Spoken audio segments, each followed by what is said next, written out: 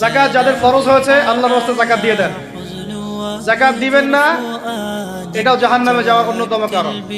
ওই সম্পদগুলোকে এভাবে গলানো হবে, গলিয়ে মুখে, গালে, পার্শ্বদেশে, চামড়ায় লাগিয়ে দেওয়া হবে। নাউজুবিল্লাহ। সূরা তওবায় আছে, এটা কোন সূরায়? তওবায়। যাকাত দিতে হবে। কেউ যদি যাকাতকে অস্বীকার করে সে কাফের হয়ে যাবে। কেউ যদি যাকাতকে অস্বীকার করে কি হয়ে যাবে? কাফের হয়ে যাবে। কেউ যদি মনে করে নামাজ ফরজ, নামাজ মানি, যাকাত মানি না, কি হয়ে যাবে? কাফের হয়ে যাবে। এখন আমার কথা হচ্ছে, ইসলামী অর্থনীতির মূল ভিত্তি হচ্ছে যাকাত। যাকাত যদি ঠিকঠাক মতো দিতেন, বাংলাদেশে একটা দরিদ্র মানুষও খুঁজে পাওয়া যেত না। এটা গাল গল্প না, এটাই বাস্তবতা। কিন্তু আমরা সেটা বাস্তবায়ন করতে পারি নাই, পারছি না।